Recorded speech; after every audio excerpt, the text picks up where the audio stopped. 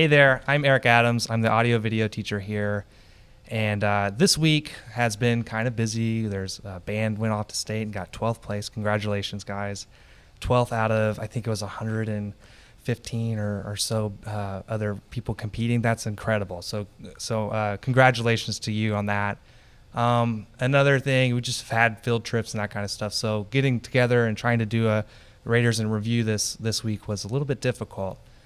But as Veterans Day approaches, and today we had our Veterans Day program, I thought to myself, you know what, I know two veterans. I know them pretty well, and why don't I just get them to come in during my lunch and my conference period, and let's have a little conversation. So without further ado, I want to introduce my father, Charlie Adams Jr., Hello. and my brother, Charlie Adams III. Howdy. I want to talk, my kind of thing has always been about memory. That's sort of what I make work about.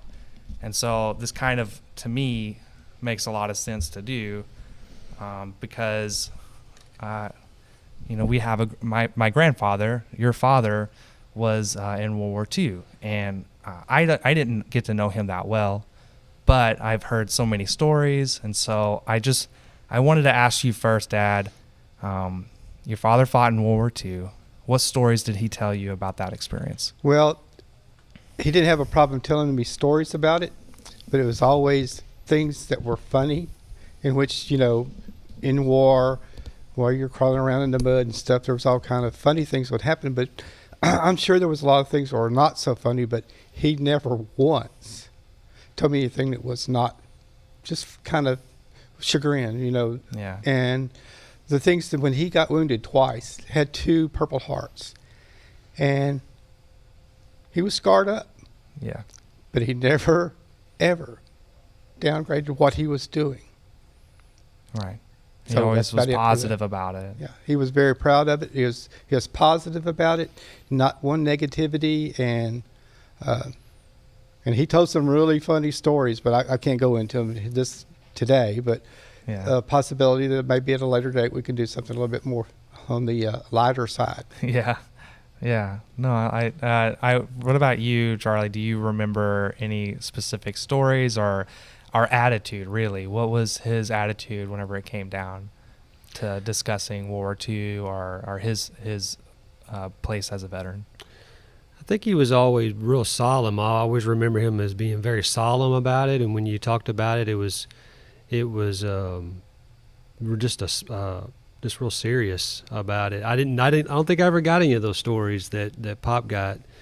I remember him, I do remember the scars that he had. I remember him being very proud that his son and his grandson served, and I remember him, loving this country and the kind of man that would do anything to protect his country and protect his family. Yeah. I remember a specific story, and either one of y'all can take this, but there was some famous advice given to you, Dad, about why you should join the Navy versus the Army during Vietnam, or as Vietnam approached. What was that advice? Okay, well, I'd been sailing on a merchant ship for 2 years, from 1966 to 1968. When I got out of high school, a merchant ship would take merchant products across the world in the United States. Well, I thought that I might be able to get an exemption for that, so I went over to the draft board in Liberty, Texas, and said, "Here, I've got this job waiting for me on a merchant ship, and we're going to be taking war materials from New York City over to Vietnam.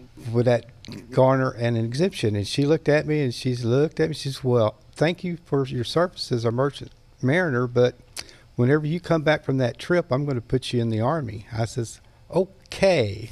So I went back to Daddy, and told Daddy about it. He said, "Well, you got 2 choices. You can join, you can get drafted, but you may want to look into doing something like going in the Navy because of several reasons." One of the reasons was you're going to be sleeping outside in the rain a lot. And, we've tried real hard to keep a roof over. He said, "I've tried real hard to keep a roof over your head, so maybe you ought to think about going into the Navy." And I said, "Well, 3 years, 4 years, that's just a long time, Daddy. And Daddy said, well, the first time one of those bullets goes by and it swings past your head and it doesn't get you, and you don't know when the next one's going to come along that will get you. 3 years, 4 years, not going to mean a thing. Oh, okay. I think I'll go on down there. So I went on down to the naval recruiting office and got signed up. Yeah, that's good. Yeah. Do you remember? There's a specific story that I have about it. Do you remember the story I'm trying to say, or The one I remember is my dad had mentioned the idea of joining the Marine Corps or one of the forces that were on the ground in Vietnam at the time, and Pawpaw Adams, speaking from experience in Europe during World War II, he said, "I tell you what, son, why don't you? I'll go out and hide in the woods, and you come find me, and we'll see who gets the better of one or the other in that process." Just kind of describing to Dad that, it's really a difficult situation to have to go into a jungle or the woods or the forest or whatever and find the enemy. On the other side, although not easier, but maybe a little more safer for combat troops to, defend territory rather than go and take territory. That's the story that I remember saying, and that really stuck with me too, as well. Yeah, I agree.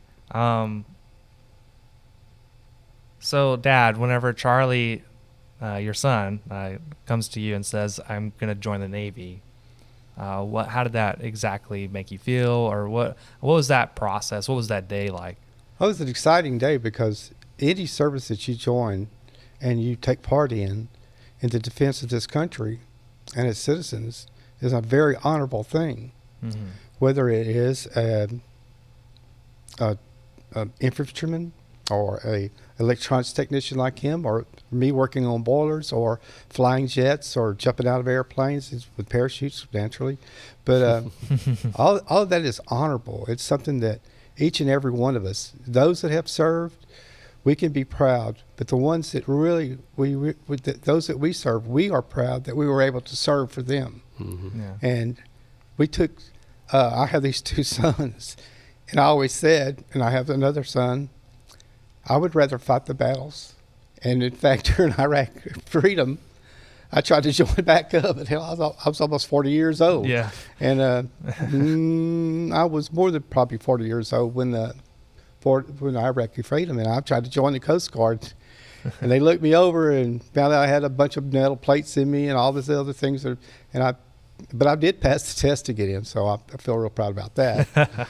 But they said, "Thank you for offering, but go spread the word that there needs to be people there ready to help." Mm-hmm. And that's what we did. Yeah. Do you remember the day? Like, or exactly? Describe why you did or why you chose to, and then. I think from my story, my experience, and all experiences are different. My experience was, I was tired of going to school, mm-hmm. and. I did okay in school. I got through high school, but I couldn't see myself going and doing 4 more years or 2 more years in a classroom setting.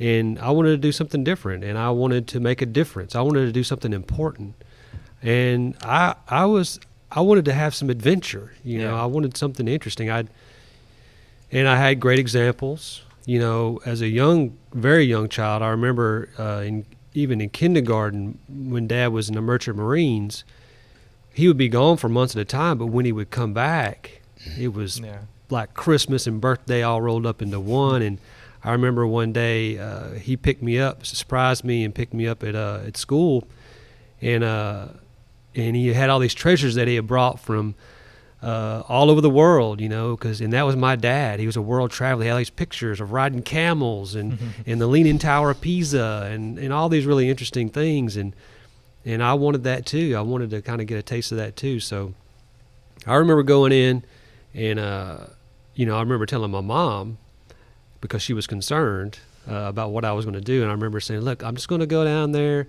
talk to those guys, no big deal, to see what they have to offer, that kind of thing. And I remember coming back or calling her on the phone and saying, hey, look, I joined up, and she's like, what? You were just supposed to go talk to him. But the Navy was cool because they offered specific jobs. You could once you take the ASVAB, they can find an idea of what would be a good fit for you. I found that specific electronics related job and I was able to get that guarantee. So it was, that's where I was at, and it really worked out good for me. And apart from the practical side of it, just like what Pop said, it's an honorable thing. It was an honorable thing, and to this day, when people find out that I am a veteran, they're really proud. They were very respectful. This country is very respectful of their veterans, and especially the high schools and the programs that they do. We're so appreciative of that. So that's another bonus, in all of this for the service that you provide. Yeah. This is for both of y'all, so whoever wants to answer first, that's fine. Most memorable moment from your experience serving? Like what was what stands out as one of those stories? Well, I think for me it was my first deployment. I was what we call a West Pac or West Pacific cruise, and it was 1989, August of 1989, or actually late July when we deployed. And it was supposed to be routine. We were going to go, we'll leave San Diego, California, cruise to Hawaii, then into the Indian Ocean, and then we were going to relieve a couple of ships that were doing Persian Gulf operations. Real routine. Nothing was going on. Everything was quiet. Well, August 2nd, 1989, we're going through the Straits of Hormuz, which is the choke point that you have to go through to enter into the Persian Gulf. And so we go to general quarters, which is like battle stations, and everybody's freaking out trying to figure out why we're going to general quarters.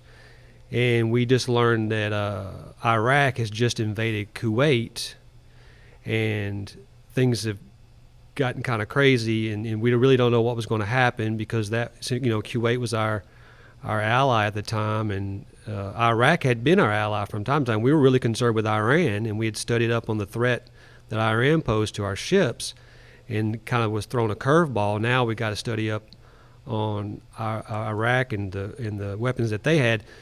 Part of my job was to defend the ship from missiles. Yeah. Both air-launched missiles, surface-launched missiles, or missiles launched from other ships. And so we knew we had intelligence on certain types of missiles, and it was my job to be able to use the equipment that we had to detect those missiles and to try to decoy or use, chaff or flares or decoys to try to prevent the ship from getting hit by these missiles, which if you look in your history books or Google this, you can look up the USS Stark and what happened to the USS Stark and happened to some other ships as well prior to the conflict. So yeah, that's when it all got real. We train, and then all of a sudden it got real, and you're in this, this tin can steaming to the where the danger is. We were going there. We weren't going away. We were going towards it. Us and an old cruiser, and so that was interesting to us because it got real fast. Yeah. And I was a 19-year-old sailor, first deployment, and sitting there, essentially operating the equipment that would let us know whether or not a missile had been launched at us, and then trying to do something about it. Yeah. So yeah, that's fairly memorable. Yeah. How about you, Dad? Well, I'm gonna tag onto that because when he was in the Straits of Hormuz, I didn't seem to have a problem because I felt like he was probably on his way over there, but no, he was actually going through the Straits because the first ship they showed on CNN News, and for the next 30 to 45 days, 3 to 6 times a day, there was a destroyer cutting through the ocean, and its number was 1088. Yeah. 1088. That's rough for a daddy. Yeah. Yeah. Oh, for myself, every port of call was great because you're sweating like we sweat while we was in Vietnam because it was down in the boiler room. That was tough. But when that ship pulled into Subic Bay, Hong Kong, and or places Sasebo, Japan, and on Yokosuka, Japan. I went with my camera and I took a picture of everything I could because it's a memory. Yeah. And I was going to do like my daddy. Yeah. And I did. And probably a bit of why I'm a photographer today. It comes Maybe from so. that instinct of this is a memory. I Yeah, have but to make we it used the happen old now. film then, and I'd go take pictures, and I'd try to take them out of my camera one day, and a whole day worth of Yeah. just spread out. So, but that was good because I got to go back to Tokyo again. Yeah. The next day, I caught the train and went back to Tokyo and took another film footage for that. Out of all the places you were, what was your favorite, like place where you stopped, port of entry? Okay, overseas, I would probably call it the Philippines because there was a lot going on. The people there were super friendly to us as sailors. They were obliging, accommodating, and I toured a lot of the off-site things, islands and rivers and things like that. Went to all kinds of things to do that. And I think in the United States in the Merchant Marines, I like going to Puerto Rico because, again, the folks in Puerto Rico were just really nice and took good care of us. Yeah. Charlie, what about you? Favorite place that you got to stop by and check out? That would be tough. I was in for 6 years, and I had a chance to both do the West Pacific cruise and then also a Mediterranean cruise or a Med cruise. I did 2 of those, and so I got a chance to hit some ports in Southern Europe. Italy, France, and some other areas there. Which Italy's fantastic. I know you've been there. Yeah. France is really something to see. The French Riviera, Monaco, all that. Really, really interesting ports. People probably aren't as friendly there as they were in Southeast Asia. I really took advantage of the time we had in Malaysia because Pop always told me, look, if they offer a tour, take the tour, do the tour. And so I took the tour in Malaysia, and we went into the jungle and went to the top of this mountain and got to meet a lot of the people, saw some different things, and really took advantage of that, both in Malaysia and Thailand. Beaches in Thailand were fantastic. I mean, it's tough. It's a toss-up. I would say between Rome was fantastic, all the history. I would say between Rome and Thailand was the 2 best for me. Yeah. Cool. This is the last question. And you kind of answered some of this already, but I'm just going to ask it anyways. And again, this is for both of you, so whoever wants to go first. But how does being a veteran affect your day-to-day? For me, even though I'm supposed to be retired many years ago, I've still continued to work. And what I learned in the Navy was what I needed to learn in the Merchant Marines. And I took my experience in the Navy and used it to get my engineer's license, and I sailed as an engineering officer in the Merchant Marines. Mm-hmm. Also, having that engineering license, even though I didn't go to college for 4 years for it, I spent a lot of sweat, blood, and just pure grit learning how to do the work that an engineering officer would do, and I was blessed with being able to pass the test because you have everything's about passing a test. Well, I learned real quick, you don't prepare for a test by looking out the window. You prepare for the test by looking at the materials that's with you. Mm-hmm. And I'm not trying to help on my educator son here, but no, that's you got to put your mind on what you're doing while you're doing it. Yeah. And I was able to get my engineering license, and I was able to sail several years as an engineering officer on merchant ships, and just like Charlie said, we got to see and do and to serve. Serve. It's so important to serve your fellow man. That's it. Charlie, what about you? How does it affect your day-to-day?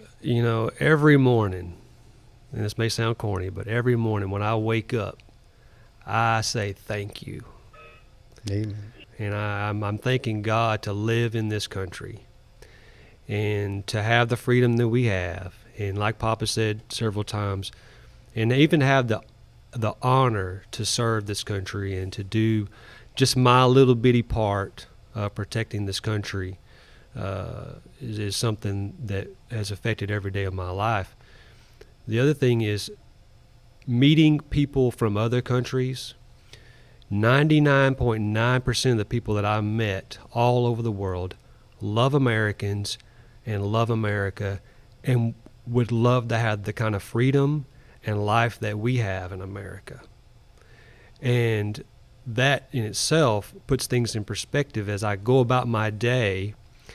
And, I notice things that may be like traffic in the morning. I'm griping about traffic in the morning on the way to my job that I have that pays really good, and I have a warm, comfortable house and a loving family. So many things that we have that other countries don't have, and other people in other countries don't have. I would also say that having a volunteer force like we do is quite a bit different than some of the other countries that have required service. I mean, and a lot of these folks in every branch of the military are professionals. And there's a lot of 19 to 21-year-olds that are out there on the front lines. And we still have active duty personnel in Iraq and Afghanistan, essentially all over the world, but in war zones in Afghanistan today. And they're there. And I'll tell you one thing, Pop can relate to this as well. The holidays in the military is tough. Mm-hmm. You want to be with your family. And if you're on a ship, the ship is your family. If you're in a battalion or a platoon or whatever, that's your family. But just getting any kind of cards or telephone calls, and I know email nowadays or whatever, really wonderful for those folks that are deployed overseas as well. Definitely, probably physical objects. Yes. Or so a letter or those things. Mm-hmm. I think would probably still hold very dear to people. Oh yeah. And is important to send. Mm-hmm. Thanksgiving's approaching us. That's right. It's close. So send them a picture of a turkey. There you go. Or ribs. I mean, that's whatever. Whatever you do. That's all I have. I just want to say to the both of you, thank you. I look up to both of you men a whole bunch, and I think that the service, I've seen it impact my friends in such 180-degree ways, like completely changing people's lives. And I have to think that the fact that the both of you served contributes to the type of man I am today. And so thank you.